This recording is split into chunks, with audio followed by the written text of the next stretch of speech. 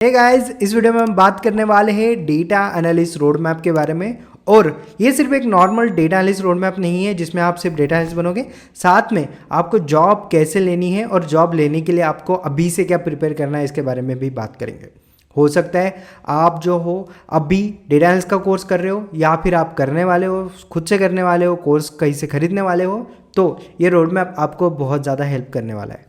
आपने अगर data analysis ख़त्म कर लिया और उसके बाद में आपको जॉब मिलने में प्रॉब्लम हो रही है, तो इसमें से जो मिसिंग लिंक्स है वो आपको ज़रूर से ज़रूर देखनी है, उस पर जो है आपको फोकस करना है ताकि आप अच्छा जॉब ले सको।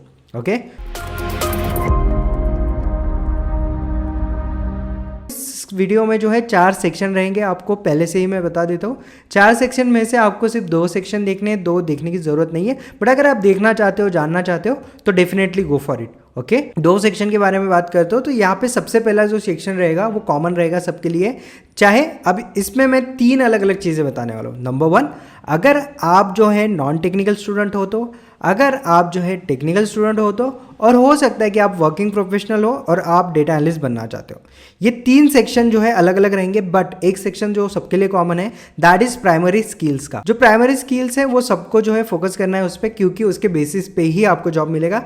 जो किसी भी रोड मैप पे या फिर किसी भी वेबसाइट पे जो कोर्स बेचते हैं, कोई भी एडटेक में ये चीज़ें नहीं बताई जाती, ये चीज़ मैं आपको बता रहा हूँ। इसका मतलब ये नहीं है बाकी कंपनीज या फिर जो भी आपको कोर्स बेच रहा है वो आपके साथ फ्रॉड कर रहा है या फिर कुछ गलत कर रहा है। ये सिंपली ये आपके बैकग्राउंड पे डिपेंड करता है, तो सबका बैकग्राउंड अलग होता है, उसके बेसिस पे ही ये रोड मैप में बताने वाला हूँ। ओके, सो स्टार्ट करते हैं इस वीडियो को और सबसे पहले पिक करते हैं प्राइमरी स्किल। अब ये सेक्शन आपको सबको देखना है और ये सेक्शन खत्म होने के बाद फिर आप जो है आपके इंडिविजुअल सेक्शन पर जा सकते हो। ओके, सो पहले सेक्शन में अभी यहाँ पे बात करते हैं। आप देख सकते हो यहाँ पे मैंने जो है नॉन टेक, टेक और वर्किंग प्रोफेशनल के यहाँ पे 3 अलग अलग रोड मैप बनाए हैं।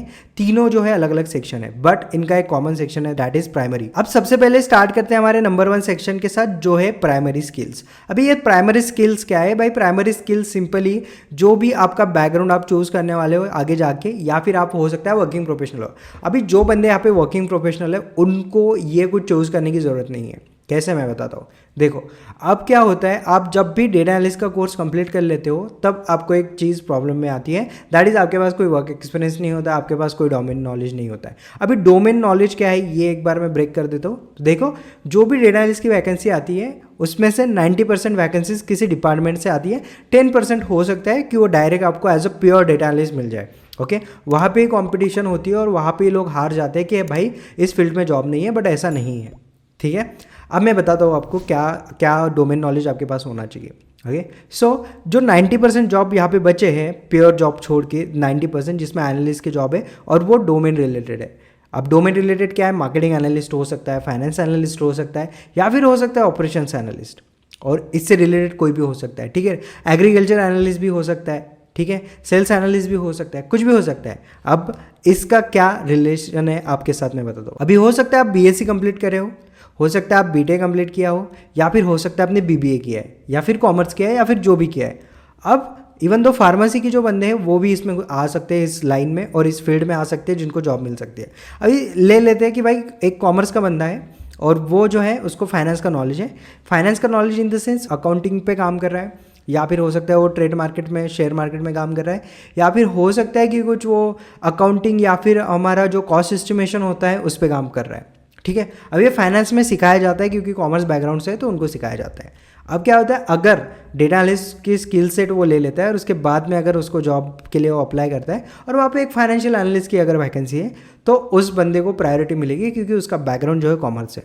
ओके, तो इसीलिए जब आप डेटा एनालिस्ट की फील्ड में जाते हो तो सबसे इंपॉर्टेंट है वो फील्ड आपको चूज़ करनी है। ओके, जैसे मैं मार्केटिंग के, मेरे पास ऑलरेडी नॉलेज था तो मैं मार्केटिंग एनालिस्ट बन गया, राइट। किसी के पास सेल्स का एक्सपीरियंस हो सकता है वो सेल्स एनालिस्ट बन जाएगा। ठीक है, प्रायर डोमेन का जो नॉलेज है वो अगर आपके पास है तो आप एक अच्छा एनालिस्ट बन सकते हैं। अभी सबसे पहले बात करते हैं नॉन टेक स्टूडेंट्स की। तो नॉन टेक स्टूडेंट में कॉमर्स बैकग्राउंड से आ सकते हैं, फार्मेसी से आ सकते हैं, इवन दो मैं बीएससी बायोलॉजी से रिलेटेड जो स्टूडेंट्स है, फिजिक्स से रिलेटेड जो स्टूडेंट है उसको मैं नॉन टेक में ही कंसिडर करूँगा राइट नाउ। ठीक है। तो आप क्या कर सकते हो, आप कोई भी 2 फील्ड चूज़ कर सकते हो। मे बी आपने चूज़ कर लिया फाइनेंशियल एनालिस्ट, या फिर आपने चूज़ कर लिया मार्केटिंग एनालिस्ट, या फिर business analyst. Okay, business analyst और फाइनेंशियल एनालिस्ट लेके हम चलते हैं। अब ये दोनों में जो आपको स्किल्स चाहिए, इसमें आपको कुछ सॉफ्टवेयर चाहिए होंगे, वो सॉफ्टवेयर्स आपको जाके ChatGPT कर लो, गूगल कर लो, वो आपको वहाँ पे मिल जाएंगे। अब इसको आपको चेकलिस्ट में रखो, ठीक है। अब इसके साथ करना क्या है वो रोड मैप में बताऊंगा। नंबर सेकंड, अगर कोई स्टूडेंट है जो हो सकता है टेक बैकग्राउंड से, CS से है, IT से है, CSE से है, ENTC से है, वॉटेवर, जिसमें कंप्यूटर का कुछ ना कुछ नॉलेज था, कोडिंग का नॉलेज था, उनका रोड मैप अलग है। अब आपका हो सकता है कि आप इन्फोसिस जीसस में ऑलरेडी काम कर रहे हो, आपके पास ऑलरेडी बैकग्राउंड है, तो वर्किंग प्रोफेशनल का मैं अलग से बता रहा हूँ, ठीक है। बट उसमें भी टेक नॉन टेक का आ जाएगा, तो आपको सेम फार्मूला यूज़ करना है, ठीक है। तो सबसे पहले चीज़ कि अगर आप टेक से हो तो आप क्लाउड के पास जा सकते हो, ठीक है। क्यों?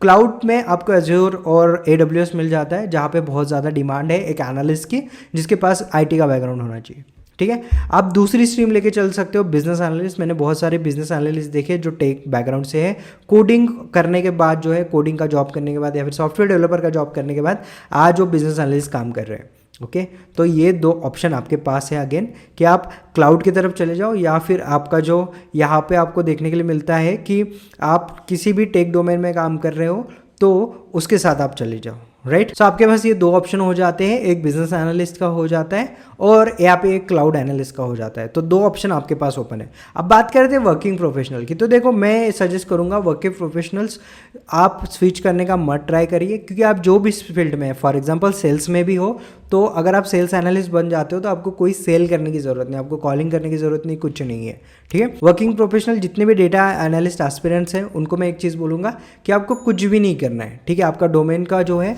बस आपको नोट करना है कि हाँ, अगर मैं ऑपरेशन से हूँ तो मैं ऑपरेशन में ही एनालिस्ट बनूंगा, मैं अगर मार्केटिंग से हूँ तो मार्केटिंग में ही एनालिस्ट बनूंगा, अगर मैं फाइनेंस से हूँ तो फाइनेंस से ही एनालिस्ट बनूंगा। हो सकता है आप फार्मेसी से हो, फार्मेसी, तो आप फार्मास्यूटिकल एनालिस्ट बन जाओगे, व्हाटएवर आपका जो भी बैकग्राउंड है वो आपको ध्यान रखना है। अभी इसमें आता है सबसे बड़ा ट्विस्ट, ओके। तो अभी स्टार्ट करते हैं हमारे एक्चुअल रोड मैप के साथ, जो है सबसे पहले जो है मेरे पास नॉन टेक का है, ठीक है। तो नॉन टेक में आपको यहाँ पे दिख रहा होगा, मैंने सबसे ऊपर जो यहाँ पे टाइमलाइन दी है वो है 15 डेज़ के। तो इक्वली जो है मैंने इसको जो है ये किया, डिस्ट्रीब्यूट किया 15 डेज़ तक, ओके। तो 15 डेज़ तक जो है मे भी हो सकता है किसी को 1.5 मंथ तक आपको करना है, किसी को 3 मंथ तक करना है, किसी को 4, 5, 6 मंथ में आप एक अच्छे सक्सेसफुल जिसको जॉब मिल सकता है ऐसे एक डेटा एनालिस्ट बन जाओगे, ओके। बट ये डिपेंड करता है कि आप इसको कैसे एग्जीक्यूट करते हो।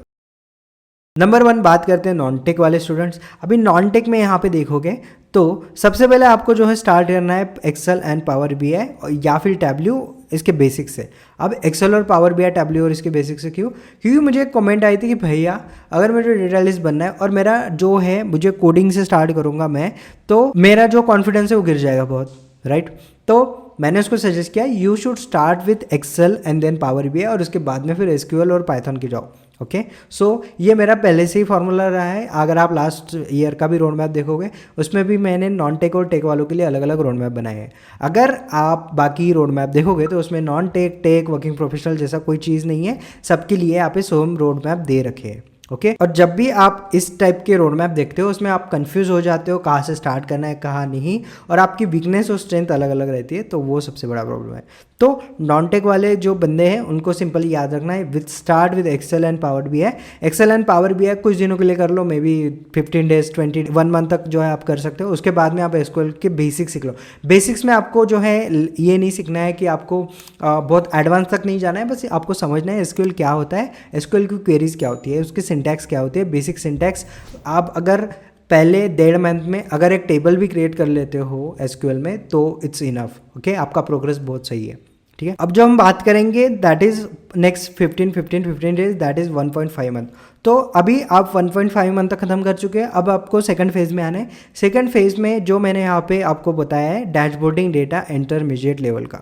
अब आपको टेबल्स बनाना आ गए हैं SQL में, तो SQL को कनेक्ट करना सीखो। बट यहाँ पे अगर मैं बात करूँ तो एक्सेल और पावर BI आप खत्म करना है इस मंथ में, मतलब 1.5 मंथ में। At the end of this 3rd month आपको जो है एक्सेल, पावर BI, डैशबोर्डिंग पूरा समझ में आना चाहिए। दैट्स मीन्स आप हाफ डेटा एनालिस्ट बन जाओगे। अभी नेक्स्ट हाफ जो आपके पास रहता है उसमें आपको SQL और पाइथन जो है आपको बहुत ज़्यादा जो है आप पे फोकस करना है। पाइथन के आप बेसिक सीख लो, numpy, pandas, sklearn, उसके बाद में मैटप्लॉटलिब, cburn, ऐसे जो आपके पास जो लाइब्रेरीज है उसका बस अंडरस्टैंडिंग ले लो, ऐसा ज़रूरी नहीं है आपको एडवांस में सीखना है। और एक चीज़ बताना चाहता हूँ, जो नॉन टेक वाले स्टूडेंट्स हैं वो पाइथन को छोड़ भी सकते हैं, but I will not recommend कि छोड़ देना, बट छोड़ना है तो छोड़ सकते हो, अगर डिमोटिवेशन आ रहा है, कुछ आ रहा है तो छोड़ देना, ठीक है, बाद में सीख लेना उस चीज़ को। बट एसक्यूएल आपको करना ही है। अब एसक्यूएल में जब आप टेबल क्रिएट करना सीख जाओगे, उसके बाद में अगर आपने एक्सेल किया है ना तो बस वही फॉर्मूलाज है, बस सिंटैक्स चेंज होगा, बट जो ऑपरेशन होगा वो सेम होगा, बट आपको आइडिया आ जाएगी कि आपको किस टेबल के साथ क्या करना है। ओके, फिर जो आपका 1 मंथ आएगा उसमें आपको एडवांस की तरफ जाना है, एडवांस जो आपका जो करिकुलम है उसकी तरफ जाना है। मे भी हो सकता है इसमें आप एक्सेल पढ़ रहे हो, मे भी हो सकता है डैक्स। अब डैक्स क्या है, जैसे आप एक्सेल में फार्मूलाज लिखते हो सेम फार्मूलाज आपको लगाने पड़ते हैं पावर बीआई में। अगर डैक्स सीखोगे तो जितने भी स्टूडेंट्स हैं जिनको सिर्फ पावर बीआई, एक्सेल और एसक्यूएल आता है उन पे आपको एज मिल जाएगा, ठीक है। अगर पाइथन नहीं आता है तो ये कर लो, ठीक है, आप डैक्स कर लो, डैक्स बहुत इंपॉर्टेंट है, डैक्स करोगे ना तो आपका लाइफ सेट हो जाएगा, ठीक है। क्यों? क्योंकि डैक्स मोड बहुत एडवांस है, बट ये बहुत इजी भी है सीखने के लिए। मैक्सिमम लोगों को ऐसा लगता है एडवांस है तो डिफिकल्ट होगा इसलिए छोड़ देते हैं, तो आपको डैक्स के साथ वैसे नहीं करना है, सीख लेना है, ठीक है। उसके बाद में मैंने यहाँ पे एसक्यूएल एडवांस लिखा है, ठीक है। Excel I don't think so किसी का एक्सेल में प्रॉब्लम होगा, बट रिवीजन कर लेना और जो बचा टाइम हो एसक्यूएल को दे देना, एक्सेल का बचा हुआ टाइम एसक्यूएल को दे देना, और उसके बाद आप पाइथन के पास जा सकते हो, ठीक है। सीखना है तो पाइथन जाना है, अदरवाइज आप जो है पूरा टाइम जो है एसक्यूएल और डैक्स को दे देना, ठीक है। सो उसके बाद जो बात करते हैं नेक्स्ट 1 मंथ, आप अभी तक आप 4 मंथ तक जो है आ चुके हो, 4 मंथ आपने कंप्लीट किया है। नेक्स्ट मंथ जो है आपको जाना है, जो हमने सबसे पहले स्टार्टिंग में बात की थी, दैट इज़ प्राइमरी स्किल्स। तो प्राइमरी स्किल्स पे जाना है आपको प्लगइन्स एंड टॉपिंग्स के ऊपर। अभी ये प्लगइन्स एंड टॉपिंग्स क्या है, तो देखो अगर फॉर एग्जांपल आप फाइनेंस से हो, मार्केटिंग से हो या फिर ऑपरेशन से, तो वहाँ पे कुछ टूल्स यूज़ होते हैं। अगर मैं मार्केटिंग की बात करूँ तो उसमें गूगल एनालिटिक्स जैसे टूल्स होते हैं, गूगल एड्स जैसे टूल्स यूज़ होते हैं। तो वो टूल्स को आपको अंडरस्टैंडिंग लेनी है, डैशबोर्डिंग समझना है, कहाँ पे क्या डेटा है, कौन सा डेटा इंपॉर्टेंट होता है। डिजिटल मार्केटिंग के, फाइनेंस के बहुत सारे टूल्स के जो ट्यूटोरियल्स हैं वो जिस कंपनी ने वो टूल बनाए हैं उनके वेबसाइट पर या फिर उनके यूट्यूब चैनल पर डायरेक्ट अवेलेबल होते हैं। बहुत सारे टूल्स तो खुद के जो है सर्टिफिकेशन भी देते हैं फ्री में, जहाँ पे आप जाके सर लर्न करना है और आपको सर्टिफिकेट मिल जाएगा। तो वो चीज़ भी आपको फोकस करनी है ये एक मंथ में, ओके। ये सबसे इंपॉर्टेंट स्टेप है अगर आपको जॉब लेना है, ये स्किप करोगे ना तो जॉब नहीं मिलने वाली, ठीक है। ये सबसे इंपॉर्टेंट चीज़ है।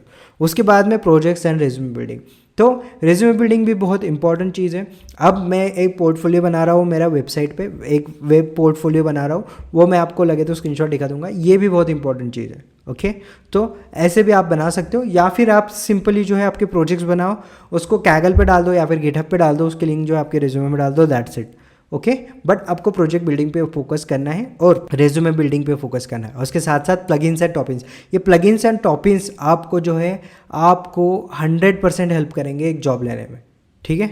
आपको खुद सर्च करने हैं, वैसे मैं इस चैनल पे वीडियो डाल दूंगा उसके बारे में भी। एक टॉपिक को करने के लिए एक वीडियो लगेगा, फाइनेंस का अलग, उसके बाद में मार्केटिंग का अलग, सेल्स का अलग। तो चैनल को सब्सक्राइब ज़रूर कर लेना, ओके, क्योंकि वीडियो आएगा ना तो आपके पास जो है इन्फॉर्मेशन आ जाएगी। अब लास्ट जो 15 या फिर 1 मंथ रह जाता है, इसमें आपको इंटर्नशिप सर्च करनी है। Don't jump for direct job search. Job search करते रहो, ऐसा नहीं है, जॉब सर्च करते रहो, बट इंटर्नशिप पे ज़्यादा फोकस करनी है। बट अगर आपको प्लगइन्स एंड टॉपिंग्स आ रहे हैं ना, आपको 100% इंटर्नशिप मिल जाए। अब इंटर्नशिप जो है हो सकता है आप फाइनेंस में कर रहे हो, सेल्स में कर रहे हो, मार्केटिंग में कर रहे हो, डजेंट मैटर। अब अगर आप उस वे से जाते हो ना तो 90% चांसेस वही कंपनी आपको हायर कर लेगी, क्योंकि आपको प्लगइन्स आते हैं, टॉपिंग्स आते हैं जो उनके साथ आपको काम करने के लिए हेल्प करते हैं। तो वो कंपनी के साथ आप कॉम्पेटेबल हो तो आपको मैक्सिमम टाइम जो है यहाँ पे फुल टाइम ऑफर होता है एज ए एनालिस्ट, ठीक है। तो उसके लिए चले जाना अगर वैसे ऑप्शन मिल रहा है तो। बट अगर जॉब मिल रहा है तो definitely go for job, okay. But internship के लिए पहले सर्च करना, मतलब इंटर्नशिप के लिए ट्राई करते रहना, क्योंकि इंटर्नशिप ही एक चीज़ है जो आपको जॉब लेने में बहुत ज़्यादा हेल्प करे। मेरे पास ऐसे टन ऑफ एग्जाम्पल है जहाँ पे स्टूडेंट्स ने ज्वाइन किया किसी डोमेन में और वहाँ पे उनका नॉलेज देख के जो है उनको प्रमोट किया गया एज ए एनालिस्ट या फिर उनको जॉब मिल गया फुल टाइम। तो ये बहुत इंपॉर्टेंट चीज़ है। और नंबर 2 हो सकता है कि आपको 1 साल जो है नॉर्मल डोमेन में काम करना पड़े, फाइनेंस में काम करना पड़े, उसके बाद आपको एनालिस्ट बनाया जाए, कोई प्रॉब्लम नहीं है। देखो एटलास आपको मिल तो रहा है पैसा ही, ठीक है। तो आपको सैलरी के साथ कॉम्प्रोमाइज़ नहीं करना है, बट अगर हो सकता है कि टाइटल वो बोल रहे हैं कि हमें अभी एसोसिएट की ज़रूरत है, हमें एनालिस्ट की ज़रूरत नहीं है, तो गो फॉर एसोसिएट। फिर उसके बाद में जो है आपका ट्रांजिशन हो जाएगा। वैसे भी आपको पता होगा इंडिया में एक्सपीरियंस इज वेरी इंपॉर्टेंट। 1 साल का एक्सपीरियंस होने के बाद आप कुछ भी कर सकते हो, ठीक है। मैंने भी वैसे ही किया है, ओके। अब बात करते हैं सेकंड चीज़ पे, जो आती है टेक के बंदे, ठीक है। नॉन टेक का तो हो गया भाई, टेक वाले की बात करते हैं। तो टेक वाले का कुछ अलग ही दिमाग चलता है। क्यों? क्योंकि ऑप्शंस बहुत ज़्यादा है। वेब डेवलपमेंट में जाओ, front end back and what software development है, ऊपर से उसका एंड्रॉयड डेवलपमेंट होता है, वहाँ जाओ कहाँ जाओ समझ में नहीं आता है। उनके लिए सिंपल एडवाइस है, जो आपको लगता है कि आपके लिए सही है, आपको इंटरेस्ट आता है, वहाँ जाओ। अगर आप जस्ट इसके लिए कर रहे हो कि भाई यहाँ पे जॉब सिक्योरिटी मिलेगी या फिर यहाँ पे सैलरी हाई मिलेगी, तो आई डोंट थिंक सो कि यहाँ पे आपको स्विच करना चाहिए। तो इतना 6 महीने मेहनत करने के बाद फिर आपको लगे कि यार वेब डेवलपमेंट में अच्छा था, तो उससे अच्छा कि अगर दिल नहीं है तो मत करो। बट अगर आपको करना ही है तो ये चीज़ फॉलो करो, ठीक है। जैसे मैंने बताया कि आपको भी जो है आपकी स्ट्रीम चूज़ करनी है। उसके बाद में सबसे पहले स्टार्ट करना है पाइथन एंड एसक्यूएल के साथ। टू बी ऑनेस्ट, पाइथन आपको बहुत ही ईजी लगेगा। आप मैक्सिमम 4-5 दिनों में ही सीख जाओगे एक डेटा को एनालाइज करना। बट हाँ, आपको लगेगा फिर भी टाइम, तो यहाँ पे मैंने 1.5 महीने का टाइम डाल दिया है बेसिक्स और एडवांस के लिए। अब इसमें आपको NumPy, पांडा और जितने भी मैंने यहाँ पे आपको लाइब्रेरीज बताई है वो लाइब्रेरी आप सीख सकते हो। और साथ ही में आपको एसक्यूएल को बेसिक्स से लेके एडवांस ख़त्म करना है। 1.5 मंथ में अगर आप एसक्यूएल और पाइथन ख़त्म कर लेते हो, और मुझे पता है आपको आता है, इसके वजह से मतलब ये मत सोचो कि मुझे आता है तो मैं नहीं करूँगा, आपको करना ही है। अगर आप करते हो तो आपको डेफिनेटली एज मिलेगा बाकी लोगों पे। बाकी लोग 1.5 महीने तक नहीं करते, बट करना है आपको, ठीक है। उसके बाद में बात करते हैं स्टार्ट विद एक्सेल। एक्सेल का आई नो आपको बेसिक्स आता ही होगा, आपको एसक्यूएल आता है। एक्सेल आपने कॉलेज में जो है थोड़ा बहुत पढ़ा होगा, नहीं पढ़ा है तो एक्सेल और मतलब यहाँ पे बेसिक्स और इंटरमीडिएट लेवल जो है आप क्लियर कर लेना इस 1.5 मंथ्स में। और उसके बाद में जो आता है हमारे पास पावर BI W। मैं हमेशा पावर BI जो है सजेस्ट करता हूँ because it's free of cost और विंडोज़ पे ये जो है इजीली चल जाता है। तो you should go for power BI, ठीक है। और इसमें डैशबोर्डिंग करना स्टार्ट कर दो, क्योंकि आपको एसक्यूएल आता है, आपको पाइथन आता है। तो एसक्यूएल को कनेक्ट करो आपके पावर BI के साथ, और उसके बाद में एक्सेल को भी कर लो और आपके डैशबोर्ड बनाना स्टार्ट कर दो। आप डेटा एनालिस्ट ऑलरेडी बन चुके हो, ठीक है। बट डेटा एनालिस्ट बनना is not the big task is to get a job. अब आपको क्या करना है, माइक्रोसॉफ्ट अज्योर या फिर आपको लर्न करना है AWS। माइक्रोसॉफ्ट अज्योर क्यों मैं एक्सप्लेन कर रहा हूँ, क्योंकि अगर माइक्रोसॉफ्ट अज्योर आप कर लेते हो तो आपको पहली बात तो वो फ्री ऑफ कॉस्ट मिल जाएगा। उसकी फ़ीस जो है बहुत मिनिमम है। मतलब आपको जो है अगर जाना है कि कोर्स का आपको सर्टिफिकेट चाहिए माइक्रोसॉफ्ट की तरफ से, 4000 से लेके 5000 के अंडर जो है आप एक एग्ज़ाम दे सकते हो। उसके बाद जो है आपको एक सर्टिफिकेट मिलेगा। एक चीज़ होगी। नंबर सेकंड, AWS का प्रोसीजर लंबा है, सिलेबस बड़ा है, तो उसको टाइम लगता है क्रैक करने में, ठीक है। बट अगर आप करना चाहते हो फिर भी तो कर सकते हो। अगर आपका टाइम बच गया, for example Python, SQL, Excel और पावर BI सीखने में मैक्सिमम 3 महीने को लेके 3 महीने से पहले ही आपने 2 महीने में ख़त्म कर लिया, तो you can go for AWS also, okay. Now what is plugins and topics में भी मैंने स्टार्टिंग में बताया कि आप बिजनेस एनालिस्ट के लिए जा सकते हो।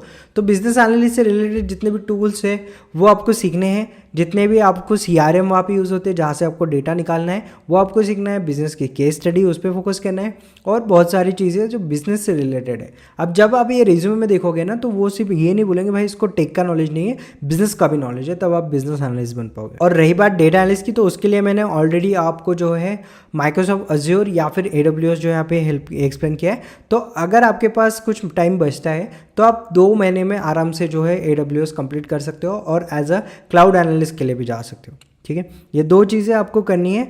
नंबर 3 जो चीज़ है वो है इंटर्नशिप सर्च। टेक बैकग्राउंड से हो तो आपको इंटर्नशिप मिलना मुझे लगता है थोड़ा सा ईजी है as compare to non tech students, तो आपको वो ले लेना है, ठीक है। इट्स बेटर अगर आपको डेटा एनालिस्ट फील्ड में ही अगर इंटर्नशिप मिल जाए। बहुत सारे लोगों को मिलते हैं जिनका बैकग्राउंड टेक से है, तो आप उसके लिए जाना। अदरवाइज आप जॉब के लिए भी सर्च कर सकते हो, but you should start with internship. अब ये फॉलो करने के बाद अगर आपको कोई भी प्रॉब्लम आ रही है और आप नॉन टेक से हो, तो आप डेफिनेटली मेरे साथ एक 1-on-1 सेशन बुक कर सकते हो। उसका लिंक डिस्क्रिप्शन में मैं दे के रखूँगा, ओके। चाहे आप रिज्यूमे रिव्यू के लिए कर सकते हो या फिर आप करियर काउंसलिंग के लिए कर सकते हो कि मुझे डेटा एनालिस्ट करना चाहिए नहीं करना चाहिए। क्योंकि मैं ये क्यों आपके लिए फीचर किया, क्योंकि लास्ट लाइव में मुझे बहुत सारे क्वेश्चन आए कि भैया मुझे 1-on-1 सेशन करना है आपके साथ, भैया मुझे आपको रेज्यूमे दिखाना है, रेज्यूमे रिव्यू करना है, तो क्या मैं ये कर सकता हूँ? तो तब मेरे पास कोई ऑप्शन नहीं था, इसलिए मैंने सोचा कि कुछ कर सकते हैं, तो इसलिए मैंने ये फंक्शन यहाँ पे नीचे डाला है। अब जाके वहाँ पे स्लॉट बुक करिए और आप मेरे से डायरेक्ट बात कर सकते हो या फिर करियर काउंसलिंग कर सकते हो। सब बात करते हैं वर्किंग प्रोफेशनल्स के बारे में। वर्किंग प्रोफेशनल्स की बात करूँ तो वर्किंग प्रोफेशनल के पास टाइम बहुत कम होता है और उसकी सबसे इम्पॉर्टेंट चीज़ या फिर उनका सबसे बड़ा मोटिवेशन ये होता है कि उनको सैलरी हाइक चाहिए हो रहती है या फिर उनको स्विच करना रहता है। हो सकता है कि अभी एआई की वजह से आप डर रहे हो कि मेरा जॉब खतरे में है, ये वो है, तो इसकी वजह से आप स्विच करना चाहते हो, तो आपका जो टोटल जो रोड मैप है वो एकदम अलग बनेगा पहले जो 2 रोड मैप्स है उसके अकॉर्डिंग। ठीक है, अभी सबसे पहले क्या है आपको वर्किंग प्रोफेशनल। अब वर्किंग प्रोफेशनल का यहाँ पे क्या सीन है कि भाई आपको सबसे पहले आपको फोकस करना है आपके स्ट्रीम पे। ओके, क्योंकि अगर आप ऑपरेशन से हो तो आप ऑपरेशंस में ही जाइए, ऑपरेशंस एनालिस्ट ही बनिए। आप फार्मेसी या फिर आप जो है फाइनेंशियल एनालिस्ट के लिए अप्लाई करके कोई फ़ायदा नहीं है, क्योंकि आपको उस डोमेन में नॉलेज लेना पड़ेगा और आपका रेज्यूमे सिलेक्ट भी नहीं होगा क्योंकि आपके पास ऑलरेडी ऑपरेशंस का एक्सपीरियंस है, तो आपको कोई एक फाइनेंशियल एनालिस्ट क्यों लेगा। ओके, सो ये एक चीज़ है। तो आपके पास जो भी एक्सपीरियंस है वो एक्सपीरियंस आप लेके चलो, ठीक है, उसके अकॉर्डिंग ही आपको डेटा एनालिस्ट की प्रिपरेशन करनी है। सो आते हैं अभी रोड मैप के साथ कि आपको पहले 1.5 मंथ में क्या करना है। आपको पहले 1.5 मंथ में, जैसे आप देख सकते हो कि आपका रोड मैप थोड़ा सा अलग है जो पहले रोड मैप है उनसे, ठीक है। तो इसमें आपको एक्सेल एंड पावर बीआई के साथ स्टार्ट करना है, बेसिक सीख लेने हैं पूरे, क्योंकि आप एक्सेल और पावर बीआई के साथ क्यों स्टार्ट करना है, क्योंकि आपके पास ऑलरेडी एक्सेल और गूगल शीट्स का नॉलेज होगा तो आप उसके साथ स्टार्ट कर सकते हो, ठीक है, उसके बेसिक्स के साथ, और उसको कनेक्ट करना है आपको पावर बीआई के साथ और फिर पावर बीआई के आपको बेसिक्स लर्न करना है। उसके बाद में आपको जो है नेक्स्ट मंथ में करना है कि आपको स्टार्ट करना है आपके एसक्यूएल और पावर बीआई। एसक्यूएल का जो है आपको बेसिक सीखना है, राइट फ्रॉम आपको टेबल कैसे क्रिएट करना है, वहाँ से लेके आप जा सकते हो, जितना खींच सकते हो, जॉइंस तक जा सकते हो, कीज तक जा सकते हो, केस स्टडीज सॉल्व कर सकते हो, उसके बेसिस पे छोटी छोटी प्रॉब्लम सॉल्व कर सकते हो, जो भी है आप एसक्यूएल के साथ जा सकते हो। उसके बाद में आपको पावर बीआई के साथ एडवांस भी करना है, क्योंकि अगर आपके पास एसक्यूएल है और एक्सेल है तो आप पावर बीआई में डाटा डाल के जो है उसका एनालिसिस स्टार्ट कर सकते हो, ठीक है। तो जब भी आपका एसक्यूएल हो जाए उसके साथ आपको जो है पावर बीआई कनेक्ट करके जो है आपको एनालाइज करना है। ओके, अभी जो है आपके 2 मंथ यहाँ पे खत्म हो गए हैं। अब आपको स्टार्ट करना है कि आपको एसक्यूएल और एक्सेल का एडवांस पढ़ना है फॉर 1 मंथ। अभी ऑलरेडी आप पढ़ चुके हो, क्या पढ़ चुके हो आप? एसक्यूएल पढ़ चुके हो, आप एक्सेल पढ़ चुके हो और आप पावर बीआई पढ़ चुके हो, बट आपको एक्सेल और एसक्यूएल का जो है आपको एडवांस पढ़ना है। अब इसमें पढ़ने के टाइम एक चीज़ ध्यान देना, अगर एक्सेल जो है आपका अच्छे से हो चुका है तो गो फॉर एसक्यूएल, अगर एसक्यूएल हो चुका है तो गो फॉर एक्सेल, जो भी है आप कर लो, बट मुझे लगता है दोनों को बहुत इंपॉर्टेंट है, दोनों को टाइम देना चाहिए। उसके बाद में हम बात करेंगे पाइथन बेसिक्स एंड एडवांस की। तो ठीक है, मैंने यहाँ पे डाल दिया है पाइथन बेसिक्स और एडवांस, 1 मंथ में हो सकता है, because you are not student, आप कर सकते हो ये चीज़, आपके पास कैपेसिटी है काम करने की, जैसे आप काम करते हो ऑफिस में वैसे आप सैटरडे संडे जो है टाइम लेके ये चीज़ों को कर सकते हो। ओके, कुछ दिनों के लिए मुझे पता है आपकी पर्सनल लाइफ फेल हो जाएगी, but you should learn Python from basics to advance. Okay, ये आपको 1 महीने में इजीली हो जाएगा क्योंकि पाइथन में कुछ नहीं है इतना। अब बात करते हैं कि आपको प्लगइन्स एंड टॉपिक्स के बारे में क्या करना है। तो आप वर्किंग प्रोफेशनल हो, आपको पता है आपके काम में क्या यूज़ होता है क्या नहीं। जैसे फाइनेंस का बात करूँ या फिर ऑपरेशंस का बात करूँ तो इसमें CRM टूल होते हैं, टैली होती है, या फिर जो भी अकाउंटिंग के जितने भी सॉफ्टवेयर्स होते हैं, इनका नॉलेज होना इज़ इंपॉर्टेंट। नहीं है तो सीखना स्टार्ट कर दो उस 1 मंथ पे, अभी से स्टार्ट कर दो। वैसे अगर कोई कलीग है, कोई यूज़ करता है तो उसके साथ बैठना स्टार्ट कर दो और सीखना स्टार्ट कर दो। ये रिज्यूमे में दिखाओगे ना तो आपके पास पहले तो आपका जो है आपका कुछ education background plus experience plus आपका जॉब एक्सपीरियंस प्लस आपका डोमेन एक्सपीरियंस और एनालिस्ट, तो ये सब मिला के जो आप स्टार्ट करोगे ना भाई, तो आपको कोई रोक नहीं सकता। स्पेशली डेटा एनालिस्ट और डेटा साइंटिस्ट, मुझे लगता है अगर आप वर्किंग प्रोफेशनल हो तो आपके पास बहुत अच्छे चांसेस है कि आप एक अच्छा जॉब ले पाओ और आपको हाइक भी मिलेगी, आपको जो है डेजिग्नेशन भी अच्छा मिलेगा, आपको कंपनी भी अच्छी मिलेगी और सैलरी तो है ही। तो हाइक मतलब वही है इवेंचुअली, बट वही है कि आपको सैलरी अच्छी मिलेगी। और लास्ट जो मंथ है जॉब सर्च करना स्टार्ट कर दो, ठीक है। तो आपको इंटर्नशिप करनी नहीं है, definitely you should go for job. अभी बहुत सारे लोगों को लगता है यार मेरा सेल्स का बैकग्राउंड है, मैकेनिकल का बैकग्राउंड है, वॉटएवर, मैं उसमें काम करता था और मैं अचानक अगर डेटा एनालिस्ट के जॉब के लिए जाऊँगा तो मेरा रिज्यूमे सिलेक्ट नहीं होगा, बट ऐसा नहीं है। आपको पता होना चाहिए किसको कहाँ अप्लाई करना है। और अगर आप मेरे जॉब अपडेट्स की वीडियोस देखोगे या फिर मेरे लाइव सेशन देखोगे तो उसमें वही एक्सप्लेन करता हूँ कि आपको आपके बैकग्राउंड के हिसाब से जॉब को अप्लाई करना है, ना कि आपको कोई भी जॉब के लिए अप्लाई करना है। ओके, सो आई होप ये वीडियो आपको पसंद आया होगा कि इस वीडियो में मैंने इतनी चीज़ें एक्सप्लेन की है। आपको अगर फिर भी कोई डाउट आता है तो आप कमेंट कर सकते हो, और आपको करियर सेशन चाहिए कि आपको डेटा एनालिस्ट डेटा साइंटिस्ट करना है नहीं करना है, तो उसके लिए आप जो है नीचे लिंक डिस्क्रिप्शन में ही रहेगी, जहाँ पे आप 1-on-1 सेशन जो है मेरे साथ बुक कर सकते हो। ओके, हो सकता है आपको स्लॉट ना मिले बिकॉज बहुत सारे स्टूडेंट जो है ऑलरेडी स्लॉट बुक करना स्टार्ट कर चुके हैं, तो आपको वेट करना पड़ सकता है। बट मैं एक सजेस्ट करूंगा कि देखो, एक बड़े कोर्स को लेने के बाद पछताने से अच्छा है कि आप किसी के साथ करियर काउंसलिंग कर लो, चाहे मेरे साथ करो या फिर किसी को और के साथ। मैं ऐसा नहीं बोलूँगा कि आपको मेरे साथ ही करना है, बट अगर कोई भी बंदा जो डेटा एनालिस्ट बिजनेस एनालिस्ट के फील्ड में है तो उसके साथ बात ज़रूर कर लेना कोई भी कोर्स लेने से पहले। आई होप ये वीडियो आपको पसंद आई होगी। इस वीडियो में मैंने बहुत सारी चीज़ें डिटेल में कवर की है, तो अगर कोई है जिसको इस वीडियो की ज़रूरत है उसके साथ शेयर कर दे। मिलते हैं नेक्स्ट वीडियो में। ऐसे वीडियोस देखते रहो और ग्रो करते रहो, और साथ ही में जॉब भी लेते रहो और अच्छे पैसे कमाते रहो। मिलते हैं नेक्स्ट वीडियो में। Thank you for watching this video.